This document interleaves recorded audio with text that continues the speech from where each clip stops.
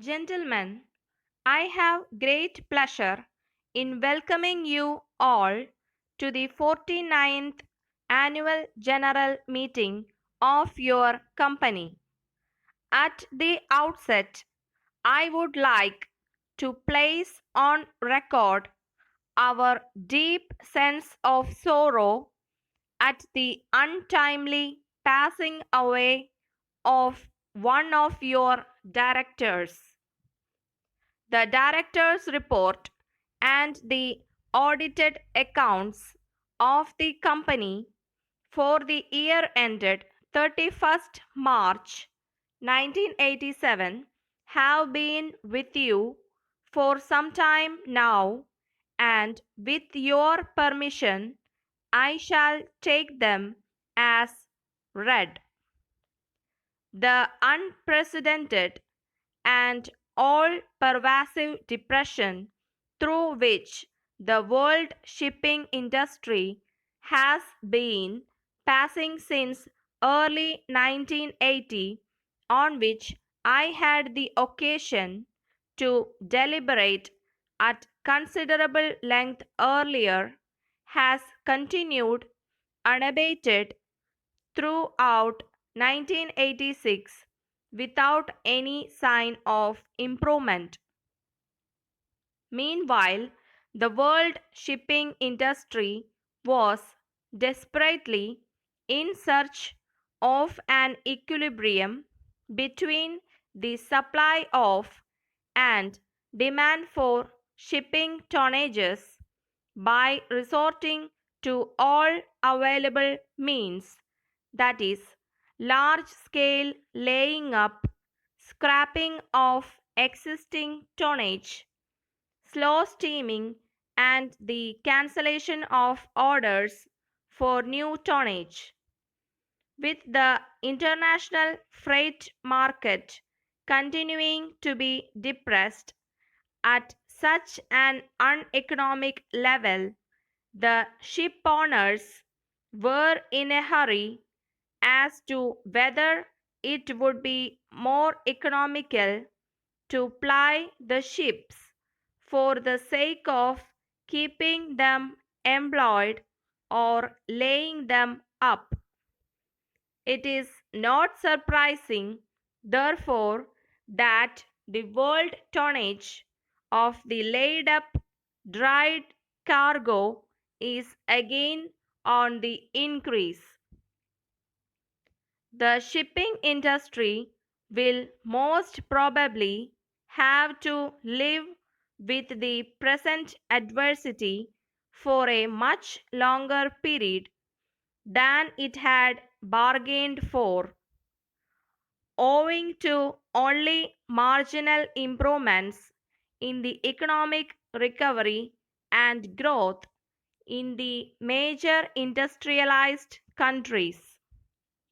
Additions to the world fleet by subsidies and other forms of incentives will only prolong the agony and, in the meantime, will make a bad situation still worse. One manifestation of this situation has been on the prices of ships, particularly of second-hand tonnage, which are declining due to depressed freight market and non-employment, and the prospective buyers who had the means took advantage of this situation. However, in spite of falling prices, independent buyers of tonnage are becoming scarce, and the activity in the second-hand sale purchase market is slowly but steadily grinding to a halt, with concern at the state of the freight market. The pace of an overall economic development in our country has slightly slowed down during the year under review.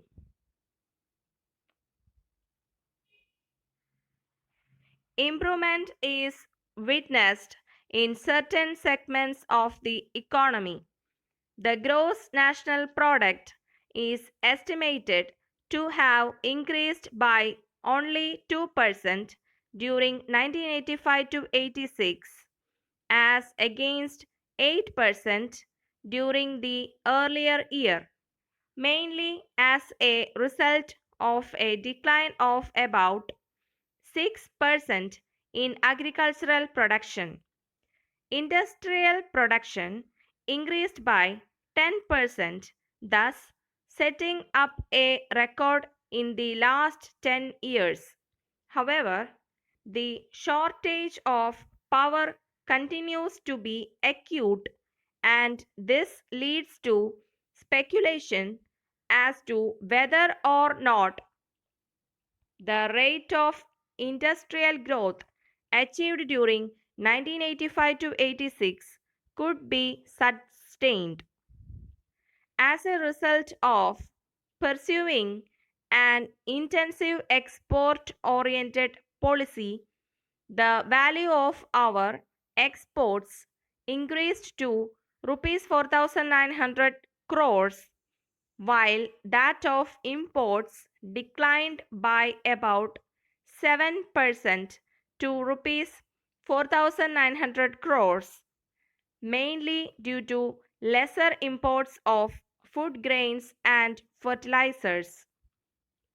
Accordingly, it was possible to achieve a trade surplus of rupees 72 crores in 1985 to 86 compared with a deficit of rupees 1200 crores during 1984 to 85.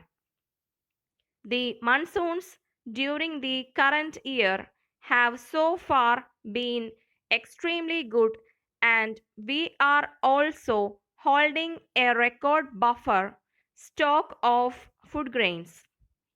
This is causing some problems, particularly with regard to storage, and India is reportedly trying to export some food grains for the first time in recent memory.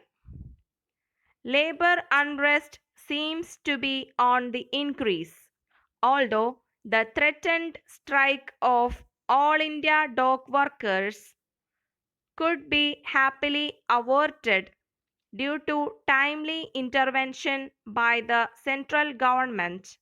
The same measure of success could not be achieved in respect of the strikes that are being resorted to by various categories of port and dock workers at regional levels.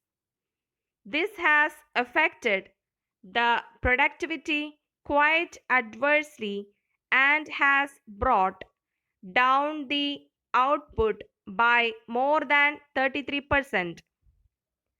This will naturally affect the prospects of the Indian shipping industry unless some urgent remedial steps are taken. The Government of India's decision to restore the payment of minimum bonus to workers in respect of losing concerns would be harmful to the economy. If a large number of industries and or units which are already sick are made to suffer more losses, it is bound to impede the industrial progress of the country. Despite the prevailing depressed state of markets, coupled with the rise in operating costs, both of which have had an adverse impact on almost all the shipping companies by way of dwindled earning capacity and profitability, the Indian shipping industry has shown remarkable vitality and strength. It is indeed creditable that none of the Indian ships was laid up during the period under review in spite of all the odds against them. Our company has done good for progress.